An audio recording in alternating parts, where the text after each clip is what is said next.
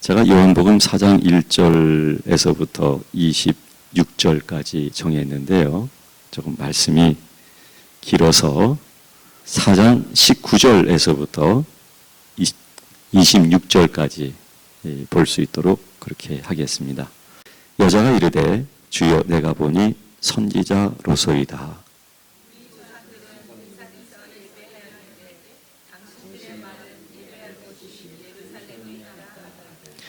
예수께서 이르시되 여자여 내 말을 믿으라. 이 산에서도 말고 예루살렘에서도 말고 너희가 아버지께 예배할 때가 이르리라.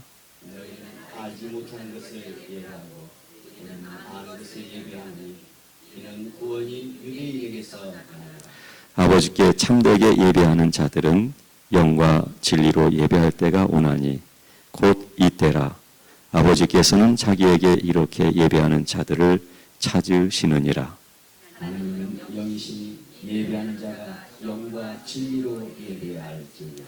여자가 이르되 메시아 곧 그리스도라 하는 이가 오실 줄을 내가 아노니 그가 오시면 모든 것을 우리에게 알려주시리이다.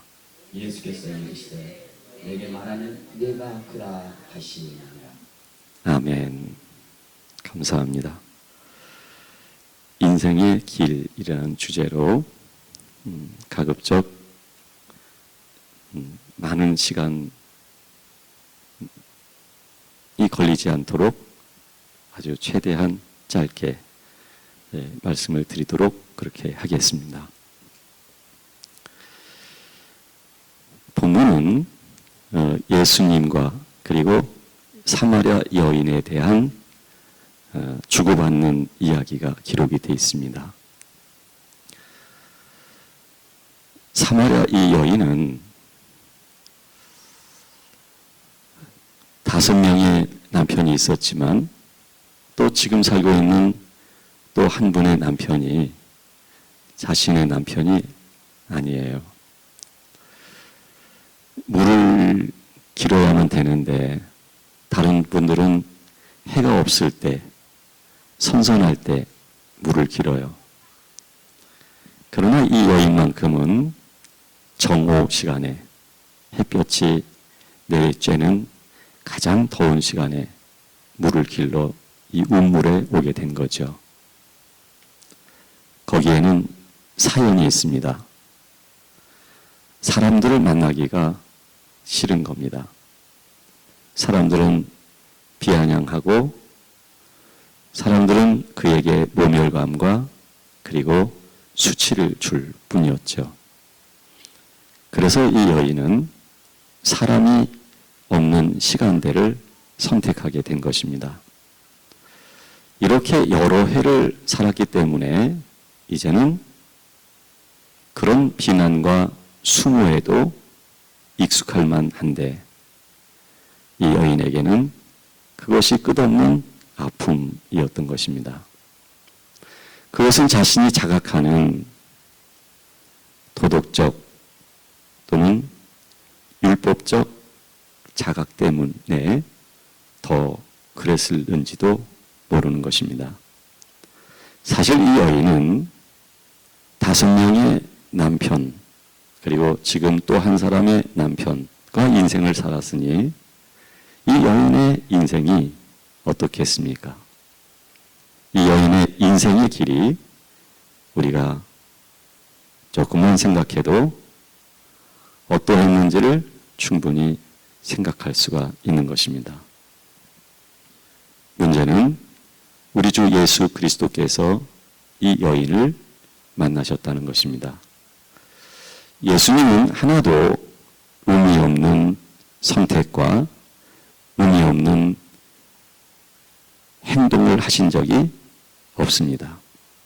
이 또한 하나님의 뜻이며 예수 그리스도가 반드시 이 여인을 만나기 위하여 오신 것이고 따라서 이 여인과 만나서 대화를 하게 된 것이죠. 원래 예수님은 이 사마리아 땅을 통과하지 않아도 돼요. 그러나 이 사마리아 땅을 통과한 것입니다. 유대인들은 사마리아에 사람들을 사람 취급하지를 않았습니다. BC 800년 전에 나라를 잃게 됐을 때 성전을 두고 그들은 도망을 가야만 했었고, 그리고 사마리아라는 곳에 정착을 하게 된 것입니다. 그러나 그때 강한 나라에 의해서 그곳으로 이주하는 그 나라의 백성들과 함께 살다 보니까 본의 아니게 혼혈아가 된 것이죠. 그래서 순수한 유대인들은 그들을 사람 취급을 하는 것입니다. 혼합된, 그래서 그들을 참 송구스럽게도 개와 같은 그런 취급을 하게 된 것입니다. 거기에다가 개인적으로 윤리와 또는 율법과 또는 한 인간으로서 그는 선택하지 말아야 될, 살아야 되지 말아야 될 그런 더러운 삶을 살게 되어진 것입니다. 그러나 중요한 것은 우리 주님이 그 여인을 찾으셨다는 것입니다. 오늘 성경에는 이 사마리아 여인과 우리 주님과의 대화가 기록이 되어 있지만 비유적으로 두 분이 더 소개되고 있습니다. 이 여인이 찾은 곳은 우물입니다. 예수님도 이 우물에 오셔서 이 여인을 만난 것입니다. 이 우물은 야곱이 판 우물입니다. 그리고 이 우물은 그 아들 요셉에게 주었던 것입니다. 먼저 야곱을 한번 생각해 보면 야곱도 이 사마리아 여인과 같은 인생의 길을 걸었는데 이 여인의 인생의 길은 불법과 그리고 죄악의 길이라고 일컬어 이야기할 수 있다면 야곱의 길은 야망의 길이라고 이야기할 수 있을 것입니다. 뱃속에서부터 싸웠습니다.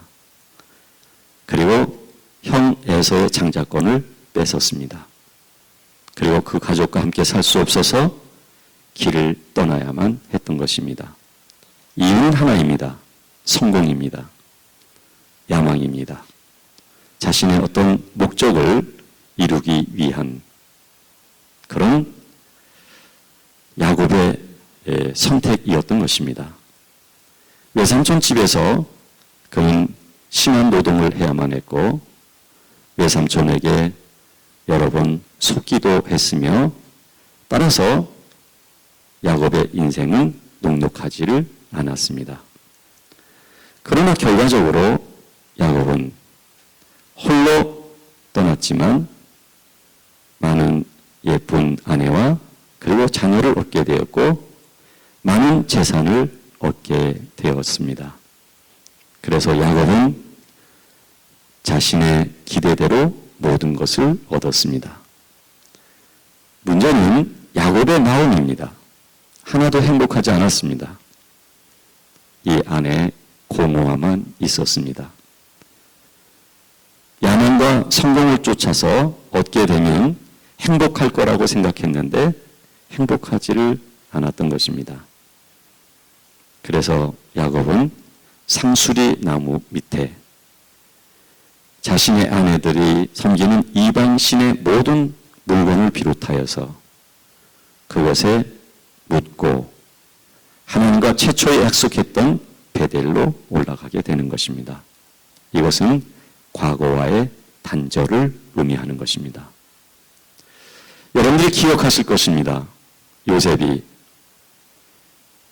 애굽에서 국무총리가 됐을 때 야곱이 요셉을 통해서 바로 왕 앞에 대면하게 됩니다. 그리고 야곱이 자신을 소개합니다. 험악한 세월을 살았습니다. 라고. 이것이 야곱의 인생 길이었습니다. 또 한 사람이 소개되고 있습니다. 요셉입니다. 요셉은 깨끗하고 올곧은 길을 갔던 사람입니다. 요셉은 자신의 선택의 삶보다는 하나님의 이끄심에 이끌려간 인생길이라고 말을 할 수 있습니다. 노예가 되었고 심지어는 감옥까지 갔습니다. 처절한 시간을 요셉은 가져야만 했습니다. 어쩌면 사마리아 여인은 하나님께도 할 말은 없을 것입니다. 야곱도 자기를 위하여 살았고 선택하였던 삶이기 때문에 하나님 앞에서 할 말은 없을 것입니다. 그러나 요셉은 다릅니다. 할 말이 있습니다. 자신은 의로웠습니다. 자신을 유혹하는 여인을 과감하게 뿌리칠 줄 아는 그 사회의 도덕성과 그리고 하나님의 율법을 지킬 줄 아는 사람이었습니다. 그러나 엄청난 누명을 쓰고 감옥에 들어가야만 했습니다. 요셉처럼 억울한 사람은 없을 것입니다. 요셉은 얼마든지 원망할 수 있는, 어쩌면 인간적 측면에서는 그럴 수 있다고 우리는 이해할 수가 있습니다. 하나님을 향해서도 얼마든지 분노를 드러낼 수 있을 것입니다. 요셉은 그렇게 어느 분의 힘에 의하여 자신의 선택이 아닌 고통과 아픔의 시간들을 가지게 됩니다. 그러나 훗날 국무총리가 되고 요셉은 놀라운 말을 합니다. 그의 이복 형들이 자신을 팔았고 요셉은 이복 형들을 원망할 만도 하며 힘 있는 자로서 원수를 갚을 만한 자리에 있는데도 불구하고 하나님이 당신들을 통하여 나를 이곳에 먼저 보내셨습니다. 내가 어찌 하나님의 일을 대신할 수가 있겠습니까? 오늘 하나님이 우리와 우리의 후손들을 살리시기 위하여 하나님이 하신 일입니다. 이렇게 요셉은 말합니다. 요셉이 국무총리가 되었기 때문에 위대한 것이 아닙니다. 요셉이 그렇게 말할 줄 아는 사람으로 변화되었기 때문에 위대한 사람으로 보이는 것입니다. 여기에서 한 사람은 불법과 그리고 죄악을 범하는 사람이었고 한 사람은 자기만을 위하여 성공과 야망을 위해 살았던 사람이었고 한 사람은 자기 자신과 자신이 섬기는 하나님의 법에 충실하였던 사람이었습니다. 세 사람이 세 형태의 인생의 길을 보여주고 있는 것입니다. 또 다른 인생의 형태들이 이 땅에 많이 있을 것입니다. 여러분들의 인생의 형태가 이 세 사람 중에 어디에 선택될지, 어디에 해당될지 아마 여러분들이 생각할 수 있으리라고 생각합니다. 그러나 제가 강조하고 싶은 것은 사마리아 여인에게 예수님이 찾으셨다는 사실과 야곱에게 하나님은 찾으셔서 요셉에게 역시 하나님은 찾아오셔서 하나님이 계획하신 구속사 일들을 이루셨다는 것을 말하고 싶은 것입니다. 하나님의 구속사라고 하는 것은 하나님은 구원을 계획하신 분이시며 예수 그리스도는 그 구원을 성취하신 분이십니다. 성령님은 그 성취된 하나님의 구원의 계획과 예수 그리스도의 구원의 성취를 개개인에게 찾아오셔서 우리에게 생명이 되게 하고 우리에게 하나님의 마음을 입혀주고 하나님의 거룩한 하나님의 자녀 되게 역사를 하시는 것입니다. 요셉의 그 형제들을 용서할 수 있는 마음, 야곱이 험악한 세월을 살았나이다 라고 고백할 수 있는 이면의 그의 하나님을 향한 믿음, 이 사마리아 여인이 예수 그리스도를 당신은 선지자로소이다라고 말할 수 있는 이 고백 속에는 하나님의 구속사에 대한 인정이 담겨져 있는 것입니다. 다시 말하면 하나님께서는 구속사라고 하는 계획을 이루시고 하나님의 백성들 각각의 인생의 길을 걷게 하시면서 어떤 인생의 형태가 되었든 하나님은 우리를 찾아오시는 분이라는 사실인 것입니다. 저는 여러분들에게 수학 공식처럼 여러분들에게 이해를 시켜드리고 여러분들을 설득시킬 마음은 요만침도 없습니다. 그러나 우리가 살면서 여러 가지 인생 길에서 힘겹고 아픔과 고통이 아마도 배어져 있을 것입니다. 우리는 그 속에서 하나님의 위로를 받은 적이 있고 우리는 그 속에서 하나님을 깊이 마음으로 만난 적도 있을 것입니다. 이것을 통해서 우리 속에 무엇이 형성되었느냐면 하나님이 하나님의 구원의 그 모든 계획대로 우리를 인도하고 계시다는 사실이 믿음의 분량은 차이가 있을 수 있지만 이 안에서부터 인정이 되고 이 안에서부터 아멘 할 수 있게 되어졌다는 사실인 것입니다. 저는 여러분들이 그런 고백을 할 수 있게 되었다는 것이 어떤 의미를 갖고 있는지를 말씀드리고 싶은 것입니다. 저는 이런 길이 있고 하나님은 이렇게 찾아오시는 분이기 때문에 믿으십시오라고 말씀드리는 것이 아니라 저는 여러분들의 인생의 사연 속에서 저는 여러분들이 인생에 살아오신 그 모든 경험과 아픔 속에서 하나님의 위로와 하나님이 경험케 하신 것과 하나님이 우리 마음속에 임하셔서 우리로 하여금 하나님 아버지가 하시는 일을 믿게 하신 이것에 주목하시자는 것입니다. 여러분들이 그 마음이 있다면, 여러분들이 그 믿음이 있다면 그것은 여러분들 안에서 그냥 발현된 생각이며 발현된 신뢰가 아니라 우리 안에서부터 하나님은 영으로 함께 하시고 하나님은 우리의 상황과 환경 속에서 여러 가지 형태로 우리를 이끌어 가시면서 우리 안에서부터 성령님이 그것을 증거하심으로 하나님이 나를 이렇게 인도하신다는 사실을 믿게 하고 있다는 사실을 주목해야 된다는 것을 말씀드리고 싶은 것입니다. 이것이 왜 중요할까요? 그 믿음은 오늘의 삶을 결정해 주기 때문이며 미래의 삶을 또한 결정해 주기 때문에 이 확인과 이것에 대한 믿음은 굉장히 중요한 것입니다.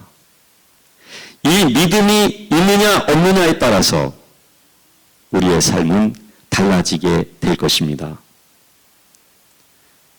제가 개인적 얘기는 안 했습니다만은 짤막하게 좀 한다면 제가 굉장히 어려운 시기가 있었습니다. 제 사무실은 3층이었습니다. 넓은 공간이었습니다. 저는 집안의 어떤 일로 인해서 굉장히 힘이 들었습니다. 제 입구를 잠그고 창밖을 이렇게 내다봤습니다. 하염없이 두 눈에서 눈물이 흐르는 거예요. 그때가 겨울이 지나고 봄철이 됐는데요. 햇볕이 아주 맑게 신호대기 중에 있는 차 안을 비추는 겁니다. 버스에 앉아있는 승객 여러분들과 승용차에 앉아 계신 모든 분들을 보니까 그렇게 평온해 보입니다. 그분들은 한없이 평온하고 행복한 것 같아요. 그런데 저만 불안한 것 같아요. 저만 힘든 것 같아요. 마침내 제 어깨가 흔들립니다. 그리고 제 온몸이 흔들리면서 저는 그 올라오는 눈물을 억제하려고 참지만 참을 수가 없어서 눈물이 뚝뚝뚝뚝 떨어지고 있었습니다. 그리고 제 입을 꾹 다문 채 참아보려고 했지만 어디서 그렇게 눈물이 흐르는지 제 손등에 눈물이 하나 떨어졌는데 뜨겁더라고요. 그리고 잠시 후에 하나님이 제게 말씀을 걸어오셨습니다. 많이 아프냐? 많이 고통스러우냐? 그래서 제가 대답을 했습니다. 네, 너무 아프고 너무 힘이 듭니다. 어린아이도 우는 아이를 말을 거면 우는 아이 더 웁니다. 하나님이 그렇게 말씀을 걸어오시니까 제 어깨가 더 떨렸습니다. 그리고 이윽고 제 입이 참을 수가 없어서 소리를 내면서 신음에 가까운 눈물을 흘렸습니다. 그렇게 잠시 시간이 흘렀습니다. 주께서 하시는 말씀입니다. 너의 흐르는 눈물 속에 나의 눈물도 함께 흐르고 있단다.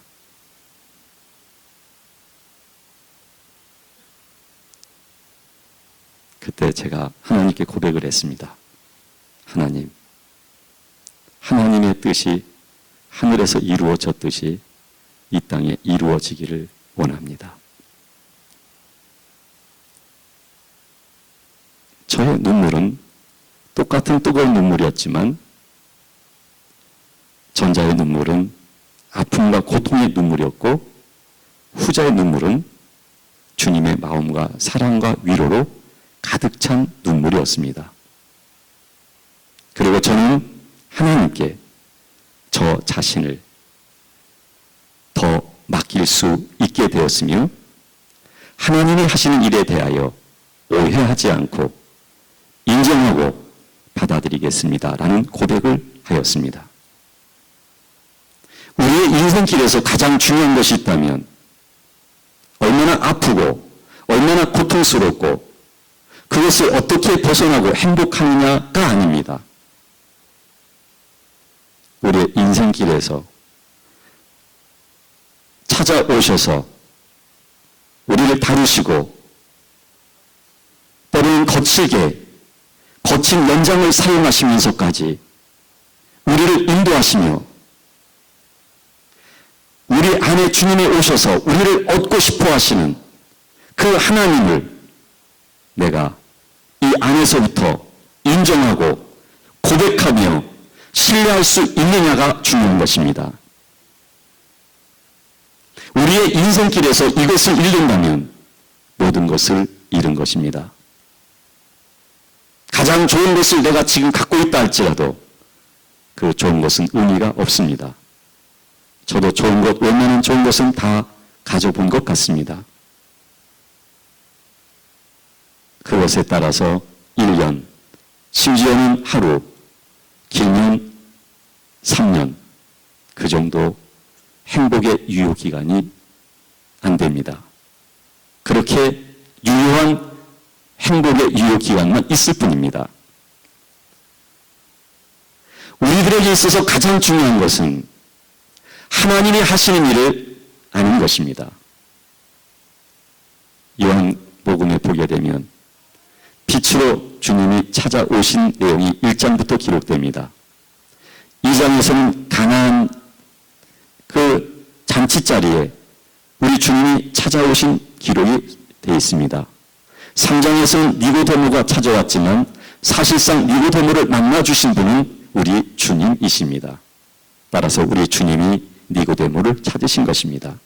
그리고 4장에서는 사마리아 여인을 찾아오신 것입니다. 이렇게 요한복음에서는 찾아오시는 하나님에 대한 의미를 강조하고 있는 것입니다. 하나님은 우리를 찾아오시는데 하나님이 찾아오시는 그것은 우리를 얻는 것입니다. 하나님이 우리를 얻기 위해서 아까 제가 말씀드린 것처럼 때로는 거칠은 연장도 사용하십니다. 우리가 살고 싶은 의욕이 끊어질 수 있을 정도로 하나님은 그런 환경과 상황으로 우리를 이끄시기도 합니다. 그러나 여기에서 중요한 것은 지금 하나님이 하시는 일을 내가 신뢰하는 것처럼 이 신뢰의 믿음을 우리는 일관성 있게 하나님의 인도를 받으면서 하나님에 의해 키워갈 수 있어야만 되어지고, 그것이 커진 것만큼 나는 안식과 자유를 누릴 수 있게 되어지는 것입니다. 우리의 변화는 우리 스스로가 얻는 것이 아닙니다. 찾아오시는 하나님에 의하여 우리의 변화는 일어나는 것입니다. 저는 이 아침에 아주 기본적인 말씀을 드렸지만 가장 중요한 말씀을 여러분들에게 드리고 있는 것입니다. 나는 여러분들이 하나님이 나를 인도하실 거야. 그래, 맞아, 인도하실 거야. 자기를 설득하는, 자기를 체면거는 노력은 하지 마시라고 말씀드리고 싶습니다. 저는 그런 말씀을 드리고 있는 것이 아닙니다. 저는 여러분들이 살아오시면서 하나님의 다루심의 손길을 알자는 것입니다. 하나님의 다루심의 손길, 그 손길 때문에 지금 내가 여기까지 왔다는 것, 이런 변화가 있게 되었다는 것, 이것 한 가지가 있게 되어진다면 우리는 그 다음 하나님이 하시는 일에 대하여 오해하지 않고 신뢰하고 인정하고 받아들이게 될 것입니다. 저는 개인적으로 우리 최 목사님을 좋아합니다. 어제도 우리 숙소에 찾아오셔서 하나님이 목사님에게 주신 은혜의 말씀을 하셔서 잠시 들었습니다. 저는 저분을 뵐 때 예수님을 알지 못하셨다고 한다면 저렇게 멋있는 모습은 볼 수 없을 거라고 생각합니다. 참 송구스러운 말씀입니다만 저분에게 예수님이 안 계셨다고 한다면 저분은 어떻게 망가지셨는지도 모릅니다. 저분의 간증 속에서 하나님이 저분에게 일으키시고 다루시고 인도하시는 것이 참으로 놀랍습니다. 우리는 완전하지 않습니다. 그러나 하나님에 의하여 온전한 자리에 초청을 받은 사람들이고, 하나님은 우리를 온전케 하시기 위해서 끊임없이 역사하시고 인도하고 계시는 것입니다. 이것은 우리 최 목사님뿐만 아니라 저뿐만 아니라 우리 모두가 이 땅에 있는 모든 하나님의 교회들이 가야 되는 똑같은 방향이며 똑같은 길이라는 사실만큼은 분명하다는 사실인 것입니다. 이제 이 여인이 고백을 합니다. 당신의 말에 의하면 예루살렘 성전에서 예배하라고 하는데 우리 조상들의 말에 의하면 이 땅에서 예배하라고 했습니다. 장소의 중요성, 공간의 중요성을 말하고 있는 것입니다. 율법에 기인한 생각인 것입니다. 우리 주님이 말씀하십니다. 하나님은 영이시니 예배하는 자는 영과 진리로 예배할지니라. 즉 이 산에서도 말고 저 산에서도 말고. 왜? 이 산은 이 산이니까 안 되지만 저 산은 예루살렘 성전이다 할지라도 그 뿌리가 솔로몬 성전이요, 더 나아가 이스라엘 백성들의 장막의 근거를 둔 성전이다 할지라도 그 성전은 모형이며 우리 주 예수 그리스도를 통하여 진정한 성전이 찾아오시는 그리스도가 우리 안에 계심으로 인하여 우리가 성전이 되어졌기 때문에 이 장소에서도 저 공간에서도 아니며, 하나님은 영이시로서 그 영이신 하나님이 우리를 찾아오셨기 때문에 이제 우리가 찾아오신 하나님의 영과 연합되어짐으로 대하여 반응하고 지각하고 자각하며 하나님을 예배하게 될 때 이것이 영으로 예배하는 것입니다. 이 영은 성령의 영을 포함하지만 하나님의 영이 찾아오셔서 하나님의 영과 접촉한 인간의 영이 하나님을 향하여 예배하는 것을 의미하는 것입니다. 하나님을 향하여 모여 예배하는 것은 시 공간에 약속된 장소에서 예배하는 것만이 진정한 예배가 아니라 진정한 본질의 예배는 내가 하나님이 거하시는 사람으로 그 영의 흐름을 쫓아 어떻게 사느냐가 우리의 예배라는 사실을 알아야 될 줄 믿습니다. 우리가 겸손할 수밖에 없는 이유, 우리가 사랑할 수밖에 없는 이유, 우리가 긍휼과 자비를 베풀 수밖에 없는 이유, 우리가 하나님이 말씀하시는 것처럼 말할 수밖에 없는 이유, 우리가 더 이상 육신의 소욕을 쫓아 살 수 없는 이유, 육으로 살면 반드시 죽지만 영으로 살면 살리라고 말씀하신 것처럼 우리가 그렇게 살아갈 수밖에 없는 이유는 하나님이 영으로 우리 속에 찾아오셨기 때문에 우리는 하나님에게 속한 영의 존재가 되었고 이로써 우리는 우리 안에 형성되어진 영의 존재로서 살아가는 것입니다. 그것이 예배인 것입니다. 그 예배의 열매를 가지고 광주리에 담아서 제사장들 앞에 가지고 나와 하나님이 약속하신 땅에 우리가 들어왔고 이 땅에서 맺은 열매입니다라고 그들이 추수에 대한 감사로 고백을 드렸던 것처럼 이 예배는 하나님이 우리를 부르셔서 우리가 하나님의 자녀가 되었으며 하나님이 우리를 찾아오셔서 우리가 영에 속한 사람이 되었고 더 이상 육신으로 사는 것이 아니라 영으로 살아가는 하나님의 자녀가 되었으므로 내가 이렇게 살고 있습니다 라고 하는 모든 풍성한 고백과 모든 풍성한 열매를 가지고 하나님 앞에 주일마다 예배하는 것이 진정한 예배라는 것입니다. 찬송이 있고 음악이 있고 말씀이 있고 예배를 위한 준비가 있고 이 자체가 아니라 이 자체는 우리 안에서부터 표현이라는 사실을 강조하고 싶은 것입니다. 우리 안의 표현인 것입니다. 나의 안에 하나님의 영의 임재로 인한 조성되어진 영적 존재, 그 영적 존재로서 하나님의 영으로서 살아가는 삶, 이것이 바로 진정한 예배라는 것입니다.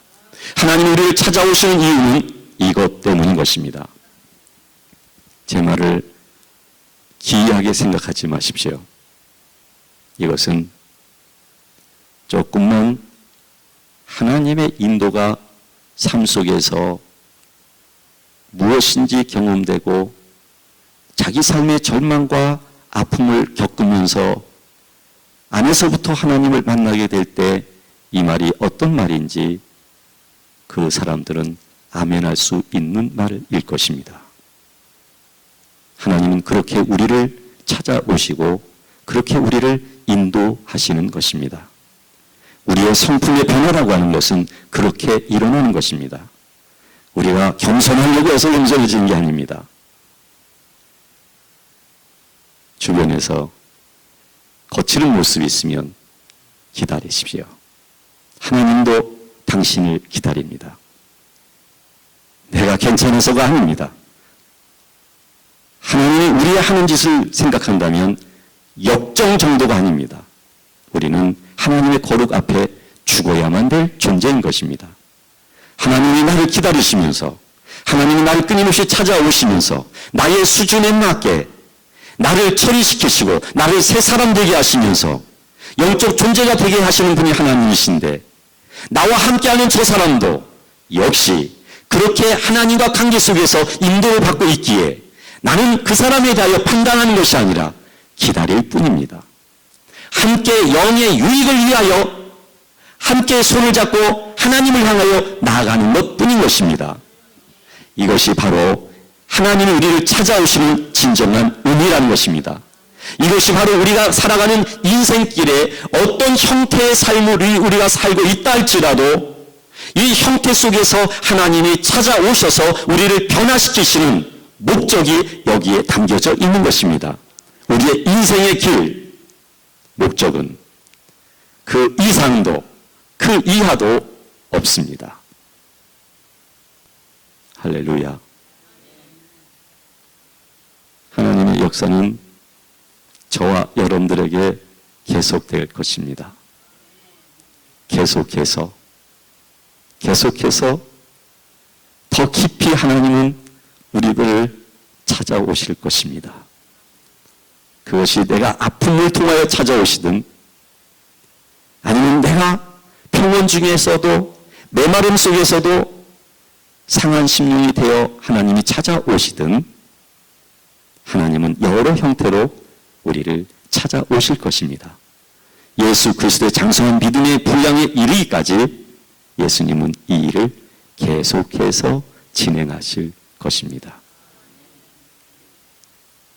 계속해서 그 길로 그렇게 찾아오시는 하나님을 인정하시면서 함께 아버지의 나라에 가기까지 걸어갔으면 좋겠습니다.